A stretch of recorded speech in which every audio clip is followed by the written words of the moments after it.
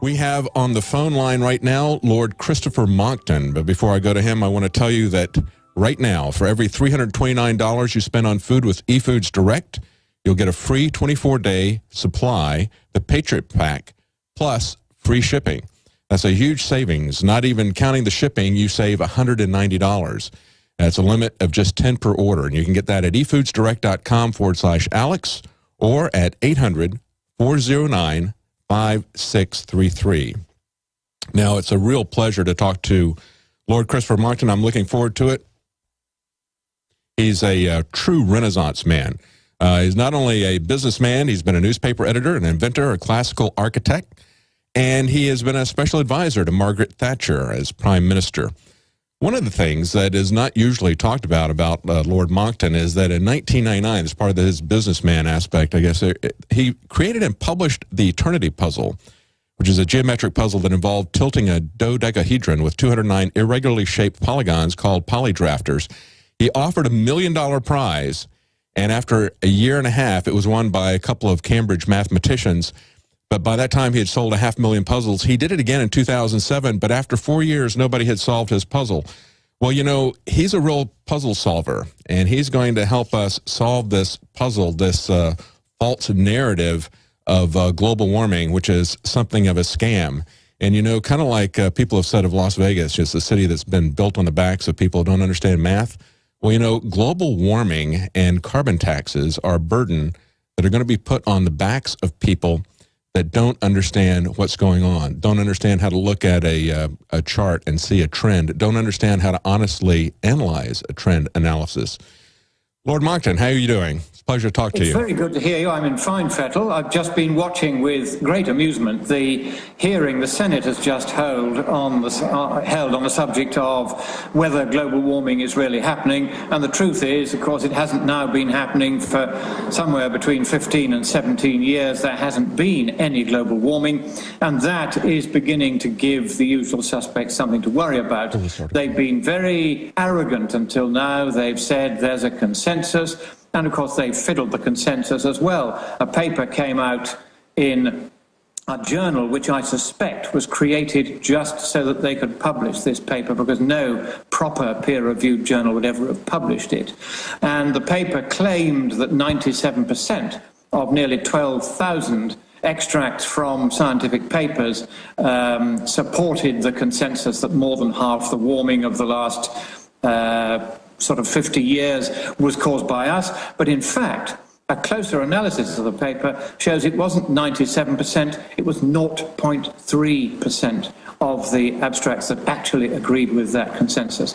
So they're still fiddling everything they can fiddle, but the temperature is not rising as fast as they wanted it to. In fact, it's not really rising at all. Sea level for the last 8 years has been rising at a rate equivalent to less than 2 inches a century. So, frankly, the scare is now over. Will somebody please tell the Democrats?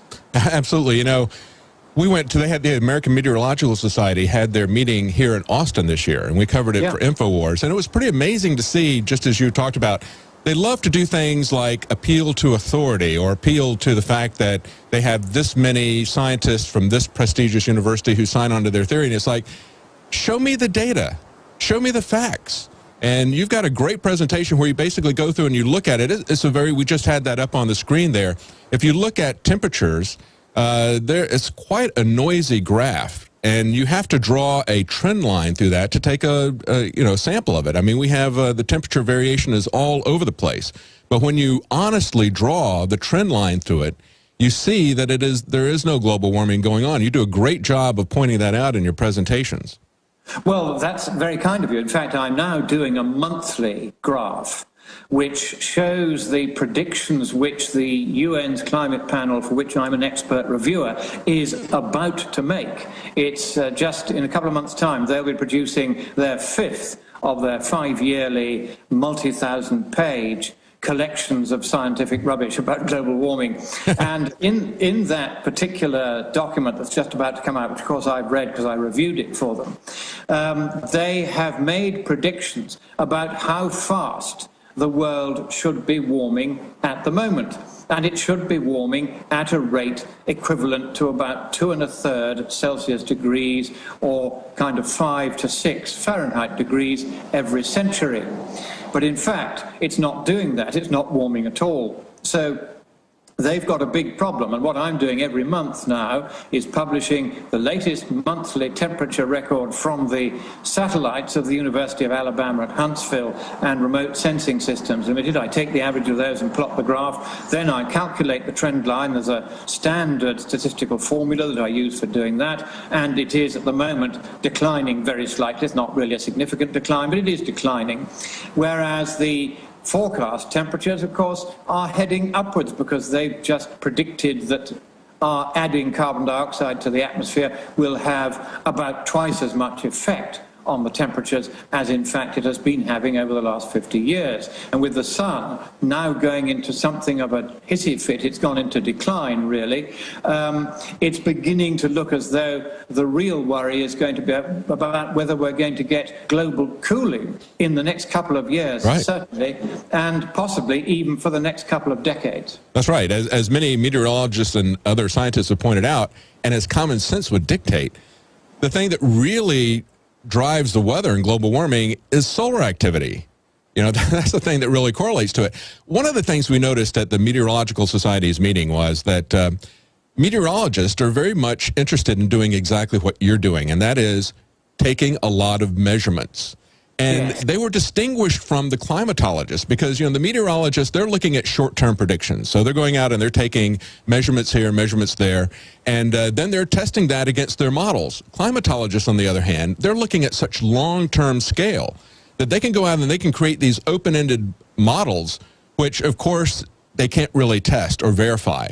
Right? Well, and we can't really test or verify. They would like you to think that, wouldn't they? Right. But they do also make medium-term predictions over the next 30 or 40 years, and it's those medium-term predictions that I'm testing. They're saying that over those 40 years there'll be a more or less straight line increase in global temperatures at a rate equivalent, if it carried on for 100 years, to 2.33 Celsius degrees. That's their central estimate. Now, that we can test. Is it or is it not rising at a rate equivalent to 2.33 Celsius per century? Now, the answer is that it never has done that ever since we've been taking records back since 1850. We've been doing it in the UK, compiling a global temperature record, and the fastest rate of warming since 1850 occurred between roughly 1974 and 2006, if you take the trend on that period. Then the rate is about 2 Celsius per century equivalent. But of course, if you take the period from, shall we say, 1996 until the present, then in fact you've got either a flat line or you've got, if anything, a slight decline in temperature. The truth is that it is no longer warming as they had predicted, and they do not know why. But of course, anyone who has done what you have done and what the meteorologists at the American Meteorological Society have done, and you look at the changes in the activity of the sun over the last hundreds of years or tens of years, it doesn't matter what period, it's the sun that's the major influence. And very interestingly, in Hamburg, just a few months ago, Dr. Murray Salby, who's the professor of climate sciences at Macquarie University in Sydney, or rather he was, until his results became so inconvenient that they fired him. For no good reason that anyone can see. He came out with a very interesting finding that if you take not just the day-to-day fluctuations of the sun, but you take what's called the time integral of the sun, and that means you kind of add up how much extra heat the sun is pouring in or how much extra heat it isn't pouring in, and you look at it as a kind of bucket, if you like, where you're pouring in heat at the top and then heat's going back out to outer space or into the sea at the other direction. And he said if you take that time integral, as it's called, then solar activity really explains just about all of the warming and cooling that we've seen over various periods, going back 10,000 years or just going back over the last few dozens of years. It doesn't matter what period you take. Yeah, absolutely. And he's used a real rocket science mathematical technique called Fourier analysis to do this. And interestingly, there are others in Australia and elsewhere now doing the same analysis without realizing that he's already working on it as well.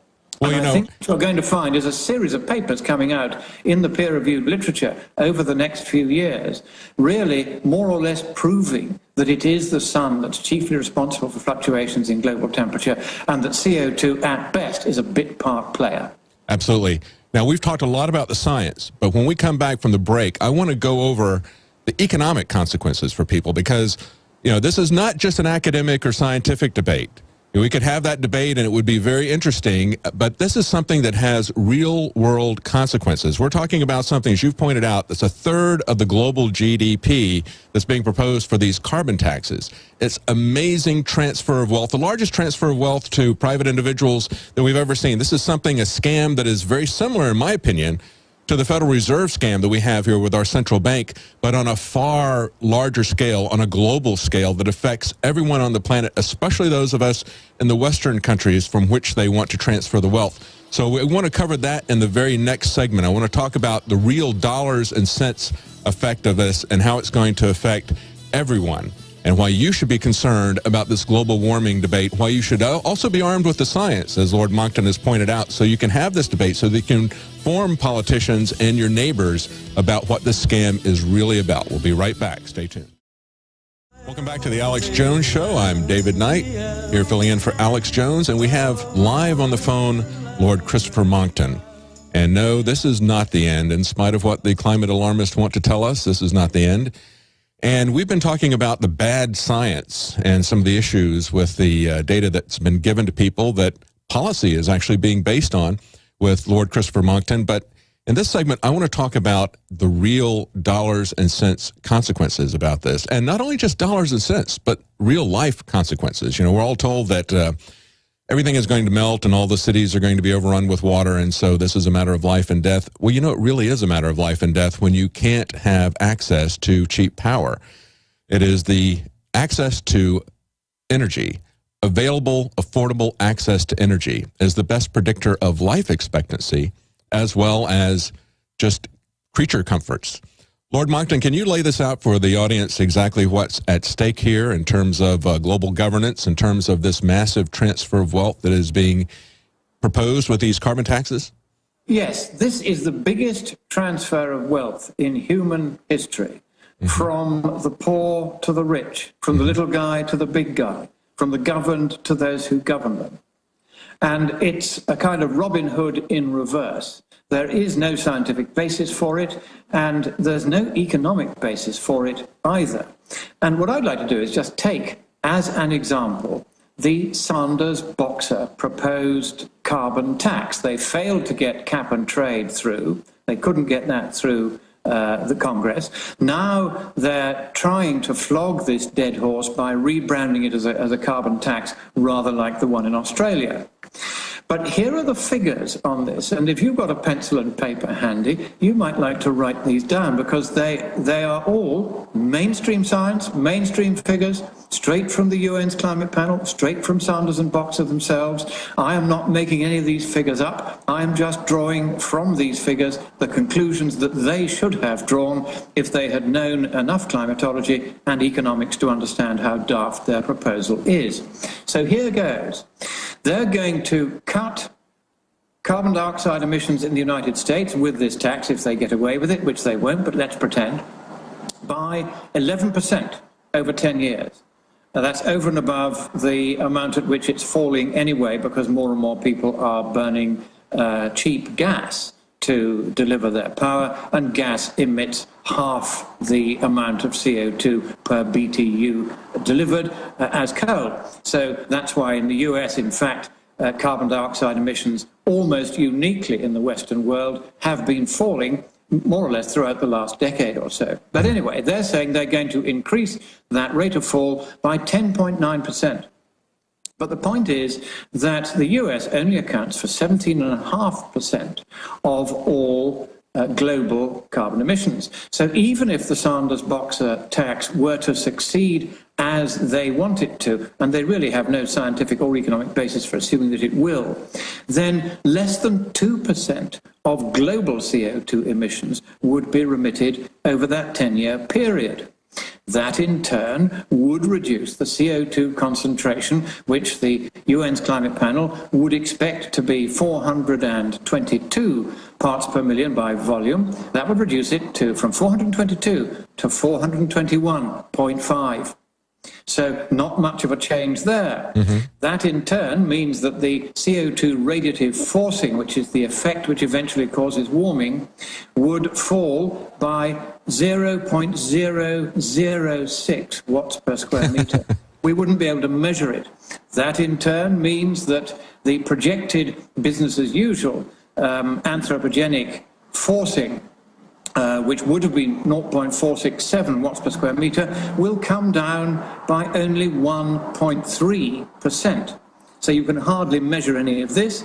And that means that the cost of abating all of the radiative forcing that would happen worldwide over the 10-year period of the tax from now until 2023, if everyone worldwide adopted the Sanders-Boxer tax and you used that to try to stop global warming, that would mean it would cost 11.5% of global GDP. So 11.5% of everything we make and sell, just to reduce the amount of warming that would otherwise happen over the next 10 years. Well, we're not going to feel that change in climate, but we certainly are going to feel that change in our lifestyle in terms of the amount of money that we have. That is going to be massive. Here's the full absurdity of it. Well, we're going to cover that. We've got a break coming up. We'll get right back to that, and we're going to talk about that. We're going to talk about methane levels, the Trans-Russian pipeline, and as you put it, Lord Monckton, gas Putin. We'll talk about all that coming up in the next segment. Welcome back to the Alex Jones Show. I'm David Knight, filling in for Alex, and we have on the line Lord Christopher Monckton, and we're talking about global warming. Now, the global warming people who advocate that this is being caused by man-made CO2 and not by changes in solar activity, those people call us skeptics. We call them alarmists. And, you know, a skeptic is someone who is going to say, prove it to me. And that's basically the way science has always worked. Show me the data. And that's exactly what we're talking about. The data that they're showing us is data that has been cooked, that has been fudged, that has been cherry-picked. But, you know, they're joining that with a compliant media. And that's one of the things that you should check out, State of Mind, the documentary. It's at Infowars.com. You can also buy it at InfoWarsStore.com. And that will explain to you exactly how the schools are a large part of bringing the population a long line of whatever catastrophe the government is pushing at any given moment to try to expand its power, to expand its reach.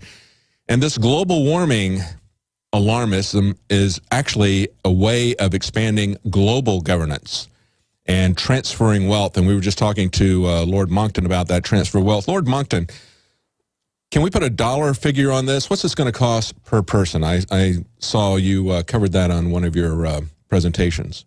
Well, that's right. It is very, very expensive indeed. I mean, if we just take this carbon tax, I mean, that's going to cost, even if the warming happens at the rate they predict, and even if it costs as much to make it go away as they predict, it's going to cost $13,000 per head. But, you see, you have to multiply that by about 3 because the warming isn't happening at the rate they predict. So you're really looking at getting on for $40,000 per head just over the next 10 years. And that's per head of the entire global population. Now, where is a starving person in Africa or Asia or South America going to find $40,000 from? Where's an American going to find that? That's per head, a family of 4, you know. Across the streets of Austin, Texas are paved with gold. Everybody in Austin, Texas can afford $4,000 over the next 10 years, but nobody else can.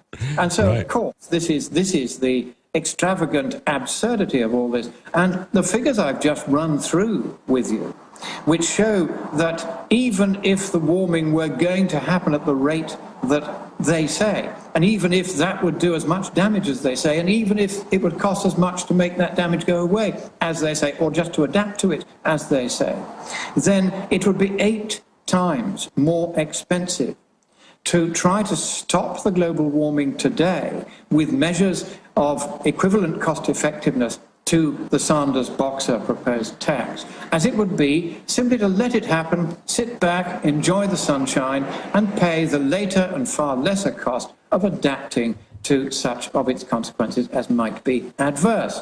Right. Now, the government always tries to do a crisis. You know, they're always looking for crises to do things. And as you pointed out, even if there is a crisis, the fact is that by the time you've allowed for the fact that it isn't happening at the rate they say, it's happening at about 1/3 of the rate they say in the last 15 years, not even at all. If you allow for that, then it's 20 times, and I'm not talking about 20%, it's 20 times more expensive to have Sanders-Boxer taxes worldwide to stop the global warming happening than it is just to let it happen and pay the cost of letting it happen and adapting to its adverse consequences, even if it's going to happen, if the consequences are as expensive to deal with as they're trying to say they are. That's right. How absurd these numbers are. Yeah, and all of this is mainstream economics, it's mainstream calculations, mainstream climatology. None of this is acting on assumptions other than the assumptions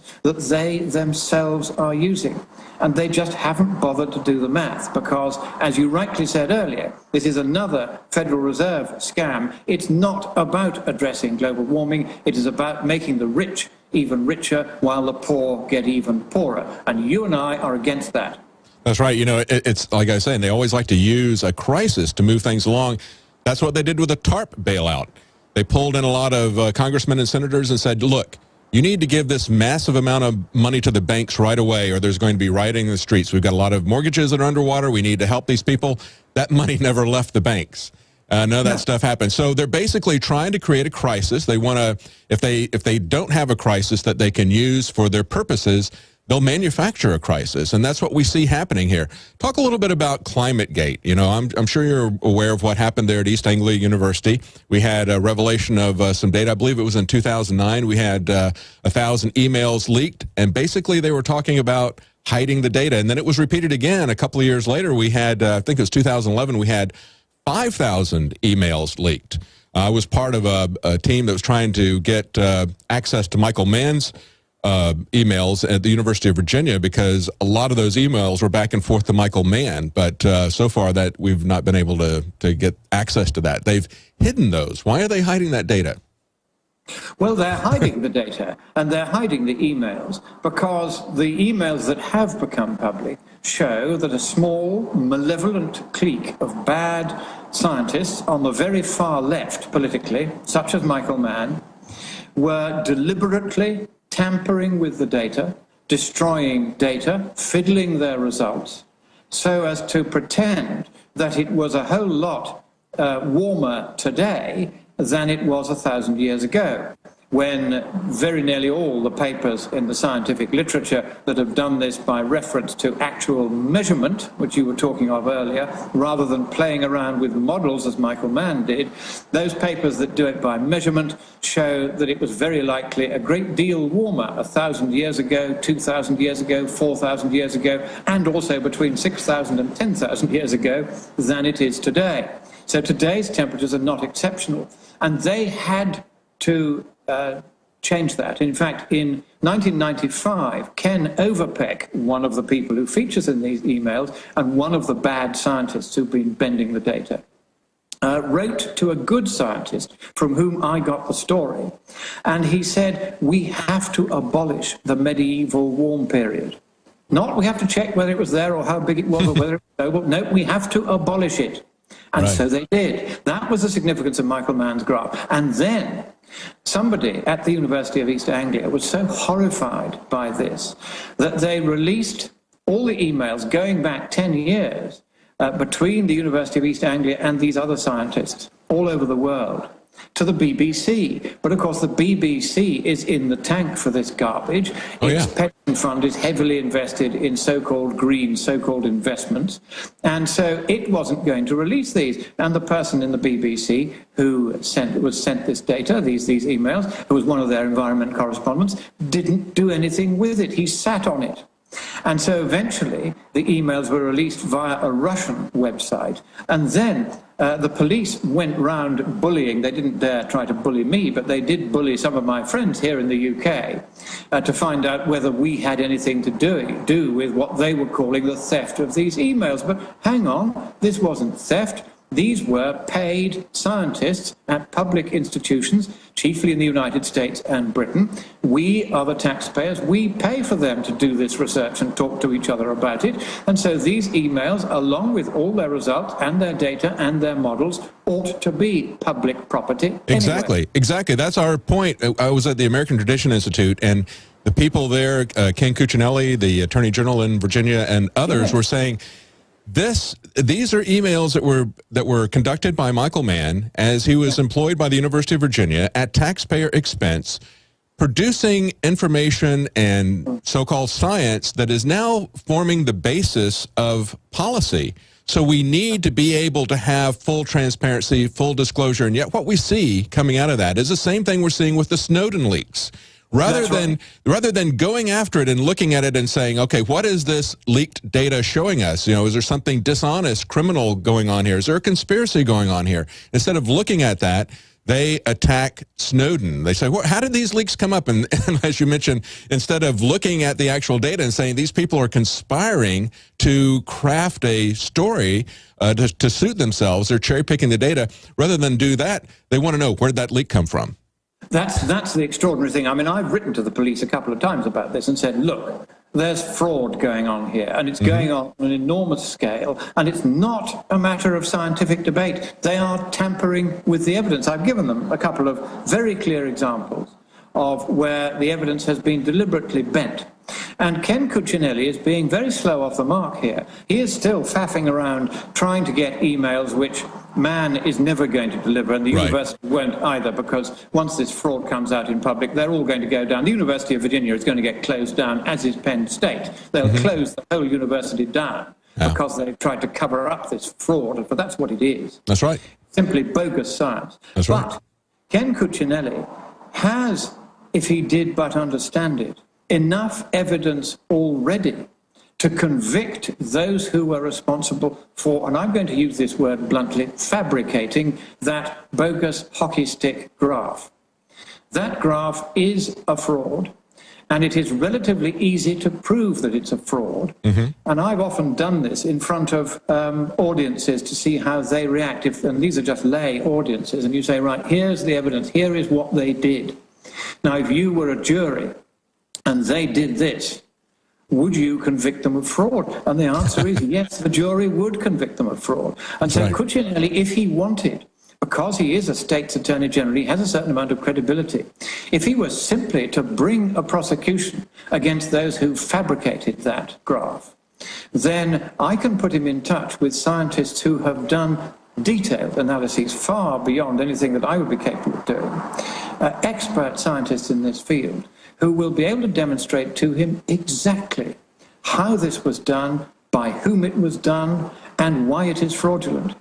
And so I just hope that he will do the sensible thing and just go in front of a grand jury, put these scientists I can put him in touch with on the witness stand and say to them, right, tell us what's been going on. The grand jury will be as horrified as I was when I sat down with the experts concerned and they told me how it had been done.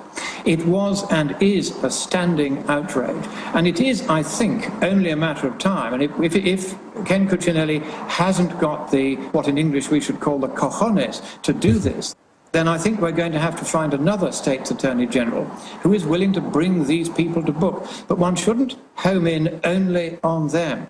This is a widespread and connected series of major frauds, and the ClimateGate emails are the index to who is involved and what they've been up to.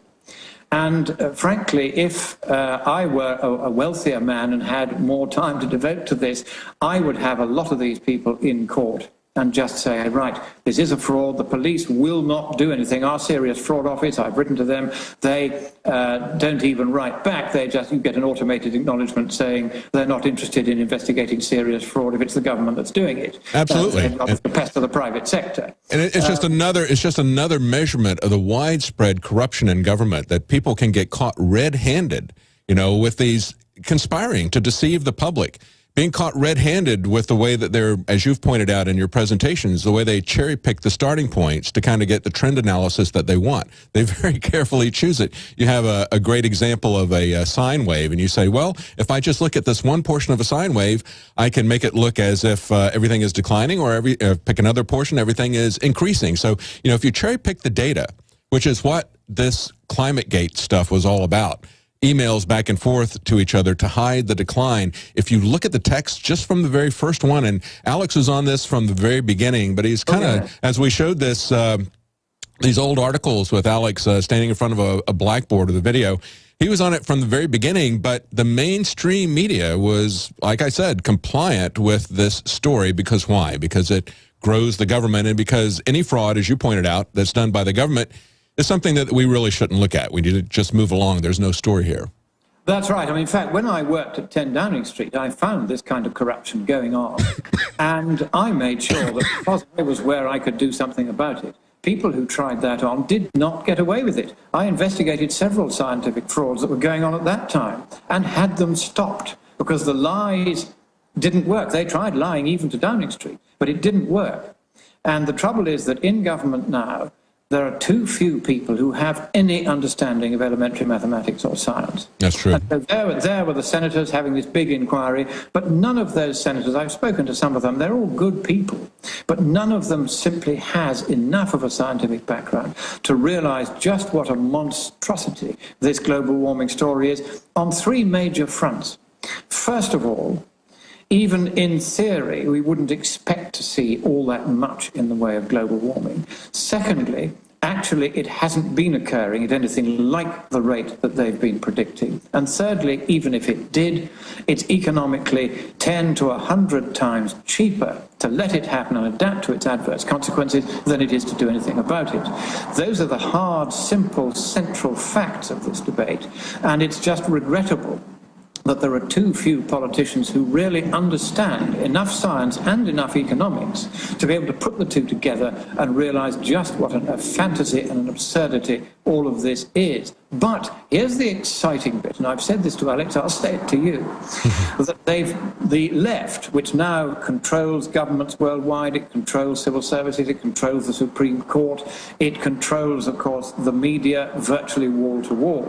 Oh, yeah. They have made what is going to have proven to be a heroic, strategic mistake by nailing their red flag to the mast of the sinking ship, global warming. And that rising sea level that they are seeing is not the sea rising, it's the good ship, global warming, sinking beneath them. Because the science, in the end, cannot be controverted. Either it is going to warm at the rate that they predicted, or it is not.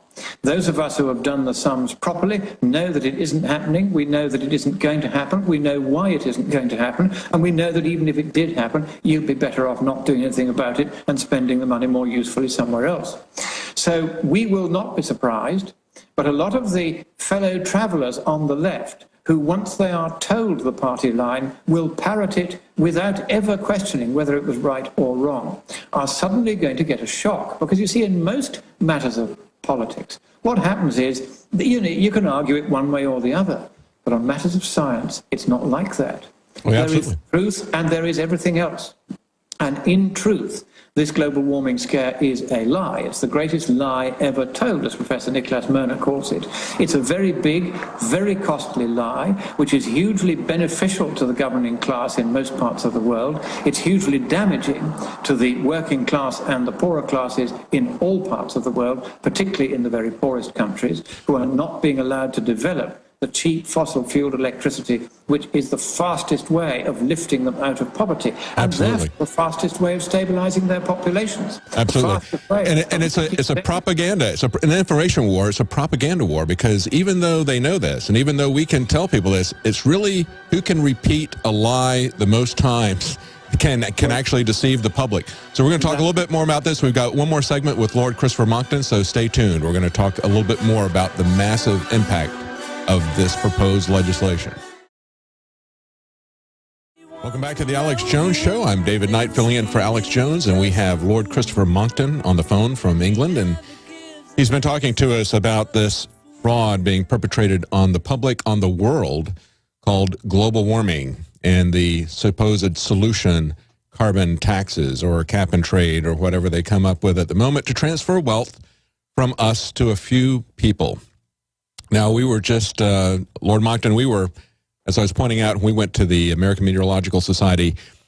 One of the things that really struck me was the information war that's being conducted there. There was one group that was Soros funded, and they were there, and they were trying to convince meteorologists that they had, first of all, they had graphs up, and it's like, you know, who do you believe on global warming? And of course, they believe meteorologists. So they were trying to convince meteorologists to be propagandists for their point of view. And what they were doing was appealing to the authority of people with degrees at prestigious institutes, or to the number of scientists that agreed with their position. But of course, we've had countless instances throughout history where the majority of prestigious scientists agreed about something and were totally wrong. Yes, there was one that I mentioned in the US Congress when I was giving testimony there a few years ago. And I think it was Henry Waxman said to me, he said at the end of the hearing, he said, I really prefer to follow Isaac Newton. And I said, but he got it wrong at the margin. And Einstein corrected him. So you shouldn't just believe in a consensus, however eminent. In fact, the argument from consensus was condemned 2,350 years ago by Aristotle as being a bogus argument, a logical fallacy. Exactly. And it was condemned again by the founder of the scientific method, Abu Ali ibn al-Hasan ibn al-Husayn ibn al-Husayn ibn al-Haytham. He was as proud of his lineage as I am of mine, in 11th century Iraq, who said that the seeker after truth, that was his beautiful phrase for the scientist, doesn't put his faith in any mere consensus. Instead, he checks and checks and checks again, because the road to the truth, said Al-Haytham, is long and hard, and that's the road we must follow. And just looking up to see who's got a PhD doesn't actually tell you whether that PhD is telling the truth, because that's another logical fallacy. It's the fallacy of argument from reputation, the argumentum ad verecundiam, as the medieval schoolmen were later to call it. So all of these arguments they're using are logical fallacies. Now, why then are they getting away with it? The answer is because they very carefully destroyed the education system first. Yes. From the Middle Ages until my own generation, and I was the last, we were taught not only grammar, but also logic. We were taught to recognize bogus arguments like those the left now trot out routinely, to recognize them 5 miles off. All of the major arguments in favor of the global warming scare are logical fallacies, condemned as such and listed as such by Aristotle 2,350 years ago. But most people don't know this. Most of the left don't know it. They have so destroyed the education system, they themselves are not properly educated. Exactly. Along those lines, you're talking about how most of the congressmen can't understand how to look at a chart that's pretty noisy and draw a trend line through it, honestly. So if they're, they've taken that down, and at the same time, they have created this kind of Edward Bernays propaganda, this B.F. Skinner propaganda in the schools, so that people follow whatever the authorities tell them. What is interesting is that the school kids, who are always by nature rebellious, at least I assume they are because I always was, I think that they are beginning to break away from this. They are beginning to smell that the propaganda is just too hysterical, too one-sided. And that doesn't work with kids. If you want to propagandize them, you have to be more subtle than that. Yeah. And these people are now so desperate that they're just telling lie upon lie upon lie on top of lie upon lie upon lie. Absolutely. And it isn't working. Well, people we're out of time, Lord Monckton. Thank you for pointing out the truth, and keep it up. We will here as well.